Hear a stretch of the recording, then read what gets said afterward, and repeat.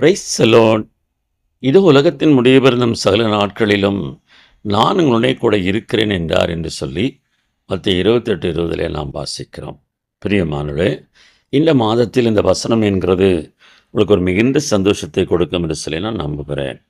அவளுக்கு தானியம் திராட்சரசம் பெரிந்த காலத்தில் அடைந்த சந்தோஷத்தை பார்க்கலும் என் இருதயத்தில் மிகுந்த சந்தோஷத்தை தேவன் எனக்கு தந்தார் என்று சொல்லி சங்கீதம் 4:7 நாம் வாசிக்கிறோம்.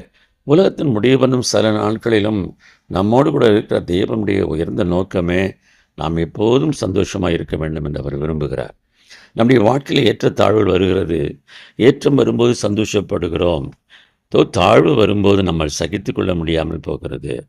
ஏற்றமுள்ள நாட்களெல்லாம் எவ்விதமாய் சந்தோஷமாக இருந்தோமோ அதே விதமாய் தாழ்மையிலும் நாம் தேவனுக்குள் குறைபடும் போதும் சந்தோஷமாய் காணப்படுவோம் என்று சொன்னால், பக்தனாகிய யோபை தேவன் ஆசீர்வதித்ததைப் போல உங்களையும் தேவன் ஆசீர்வதித்து, இதோ நீங்கள் எப்போதும் சந்தோஷமாயிருங்கள் என்று பவுல் சொன்னது போல உங்களுடைய சந்தோஷமான ஒரு வாழ்க்கைக்குள்ளே தேவன் உங்களை நடத்துவாராக.